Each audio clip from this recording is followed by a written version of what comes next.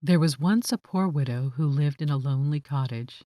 In front of the cottage was a garden wherein stood two rose trees, one of which bore white and the other red roses. She had two children who were like the two rose trees.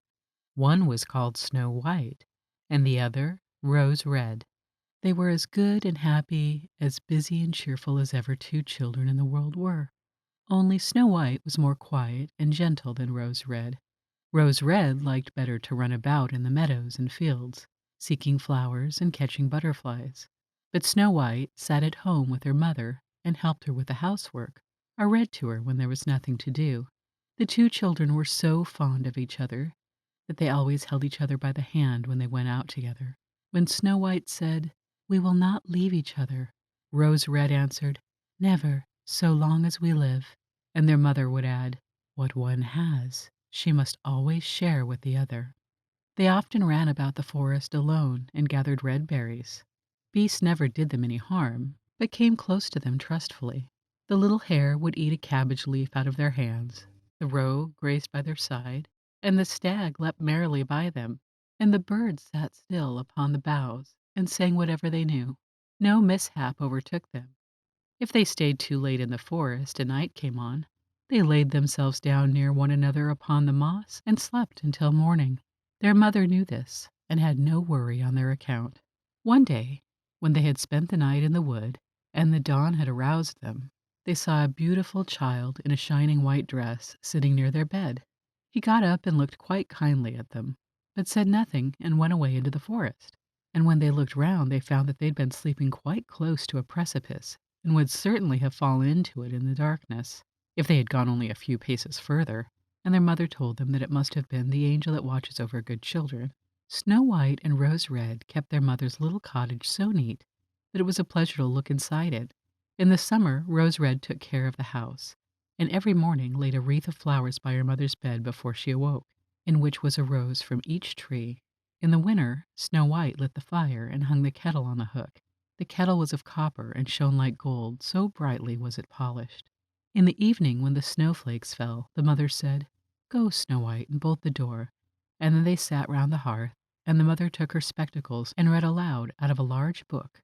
The two girls listened as they sat and spun, and close by them lay a lamb upon the floor, and behind them upon a perch sat a white dove with its head hidden beneath its wings. One evening, as they were thus sitting comfortably together, someone knocked at the door, as if he wished to be let in. The mother said, "Quick, Rose Red, open the door. It must be a traveler who is seeking shelter." Rose Red went and pushed back the bolt, thinking that it was a poor man, but it was not. It was a bear that stretched its broad black head within the door. Rose Red screamed and sprang back. The lamb bleated, the dove fluttered, and Snow White hid herself behind her mother's bed. But the bear began to speak and said, "Do not be afraid. I will do you no harm. I am half frozen and only want to warm myself a little beside you." "Poor bear," said the mother. "Lie down by the fire. Only take care that you do not burn your coat." Then she cried, "Snow White, Rose Red, come out. The bear will do you no harm. He means well."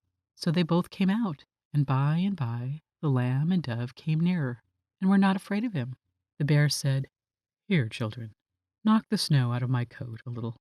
So they brought the broom and swept the bear's hide clean, and he stretched himself by the fire and growled contentedly and comfortably. It was not long before they grew quiet at home, and played tricks with their clumsy guest. They tugged at his hair with their hands, put their feet upon his back, and rolled him about, or they took a hazel switch and beat him, and then he growled. They laughed. But the bear took it all in good heart. Only when they were too rough, he called out, "Leave me alive, children." When it was bedtime, and the others went to sleep, the mother said to the bear, "You may lie there by the hearth, and then you will be safe from the cold and the bad weather." As soon as day dawned, the two children let him out, and he trotted across the snow into the forest. Henceforth the bear came every evening at the same time, laid himself down by the hearth, and let the children amuse themselves with him as much as they liked.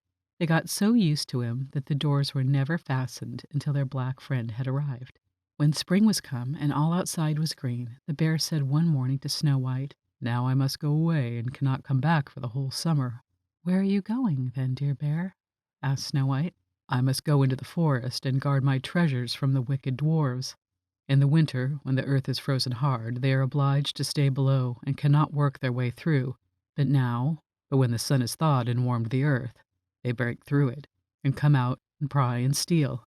And what once gets into their hands in their caves does not easily see daylight again." Snow White was very sorry for his going away, and as she unbolted the door for him, and the bear was hurrying out, he caught against the bolt, and a piece of his hairy coat was torn off. It seemed to Snow White as if she saw gold shining through it, but she was not sure about it. The bear ran away quickly and was soon out of sight behind the trees. A short time afterward, the mother sent her children into the forest to get firewood. There they found a big tree which lay felled on the ground, and close by the trunk something was jumping backward and forward in the grass, but they could not make out what it was. When they came nearer, they saw a dwarf with an old withered face and a snow-white beard a yard long. The end of the beard was caught in a crevice in the tree, and the little fellow was jumping backward and forward like a dog tied to a rope, and did not know what to do. He glared at the girls with his fiery red eyes and cried, "Why do you stand there? Can you not come here and help me?" "What are you about there, little man?" asked Rose Red. "You stupid prying goose," answered the dwarf. "I was going to split the tree to get a little wood for cooking. The little bit of food that one of us wants gets burnt directly with thick logs. We do not swallow so much as you coarse, greedy folk. I had just driven the wedge safely in, and everything was going as I wished, but the wretched wood was too smooth, and suddenly sprang asunder, and the tree closed so quickly that I could not pull out my beautiful white beard. So now it is tied in, and I cannot get away. And you silly, sleek, milk-faced things laugh. Ugh! How odious you are!" The children tried very hard, but they could not pull the beard out. It was caught too fast. "I will run and fetch someone," said Rose Red. "You senseless goose!" snarled the dwarf. "Why should you fetch someone? You are already too many for me. Can you not think of something better?" "Don't be impatient," said Snow White. "I will help you." And she pulled her scissors out of her pocket and cut off the end of the beard. As soon as the dwarf felt himself free, he grabbed a bag which lay amongst the roots of the tree, and which was full of gold, and lifted it up, grumbling to himself. "Rude people to cut off a piece of my fine beard. Bad luck to you." And then he swung the bag upon his back and went off without even once looking at the children. Some time after that, Snow White and Rose Red went to catch a dish of fish. As they came near the brook, they saw something like a large grasshopper jumping toward the water, as if it were going to leap in. They ran to it and found it was the dwarf. "Where are you going?" said Rose Red. "You surely don't want to get into the water." "I am not such a fool," cried the dwarf. "Don't you see that the accursed fish wants to pull me in?" The little man had been sitting there fishing, and unluckily the wind had twisted his beard with a fishing line. Just then a big fish bit, and the feeble creature had not the strength to pull it out. The fish kept the upper hand and was pulling the dwarf toward him. He held on to all the reeds and rushes, but it was of little good. He was forced to follow the fish, and was in great danger of being dragged into the water. The girls came just in time. They held him fast and tried to free his beard from the line, but all in vain. Beard and line were entangled fast together. Nothing was left but to bring out the scissors and cut the beard, whereby a small part of it was lost. When the dwarf saw that, he screamed out, "Is that civil, you toadstool, to disfigure one's face? Was it not enough to clip off the end of my beard? Now you have to cut off the best part of it. I cannot let myself be seen by my people. I wish you had been made to run the soles off your shoes." Then he took out a sack of pearls which lay in the rushes, and without saying a word more, he dragged it away and disappeared behind a stone.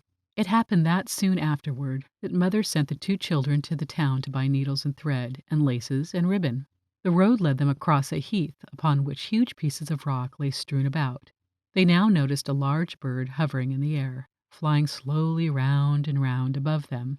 It sank lower and lower, and at last settled near a rock not far off. Directly afterward they heard a loud, piteous cry. They ran up and saw with horror that the eagle had seized their old acquaintance, the dwarf, and was going to carry him off. The children, full of pity, at once took tight hold of the little man and pulled him against the eagle so long that at last he let his booty go. As soon as the dwarf had recovered from his first fright, he cried, with his shrill voice, "Could you not have done it more carefully? You dragged at my brown coat, so that it is all torn and full of holes, you helpless, clumsy creatures." Then he took up a sack full of precious stones and clipped away again under the rock into his hole. The girls, who by this time were used to his thanklessness, went on their way and did their business in town. As they crossed the heath again on their way home, they surprised the dwarf, who had emptied out his bag of precious stones in a clean pot, and had not thought that anyone would come there at such a late hour. The evening sun shone upon the brilliant stones. They glittered and sparkled with all colors so beautifully that the children stood still and looked at them. "Why do you stand gaping there?" Cried the dwarf, and his ashen gray face became copper red with rage. He was going on with his bad words when a loud growling was heard, and a black bear came trotting toward them out of the forest. The dwarf sprang up in fright, but he could not get to his cave, for the bear was already close. Then, in the fear of his heart, he cried, "Dear Mr. Bear, spare me. I will give you all my treasures. Look, the beautiful jewels lying there. Grant me my life. What do you want with such slender little fellow as I? You would not feel me between your teeth. Come take these two wicked girls. They are tender morsels for you, fat as young quails. For mercy's sake, eat them." The bear took no heed of his words, but gave the wicked creature a single blow with his paw, and he did not move again. The girls had run away, but the bear called to them, "Snow White, Rose Red, do not be afraid. Wait, I will come with you." Then they knew his voice, and waited, and when he came up to them, suddenly his bearskin fell off, and he stood there a handsome man, clothed all in gold. "I am a king's son," he said, "and I was bewitched by that wicked dwarf who had stolen my treasures. I have had to run about the forest as a savage bear until I was freed by his death. Now he has got his well-deserved punishment." Snow White was married to him, and Rose Red to his brother. They divided between them the great treasure which the dwarf had gathered together in his cave. The old mother lived peacefully and happily with her children for many years. She took the two rose trees with her, and they stood before her window, and every year bore the most beautiful roses, white and red.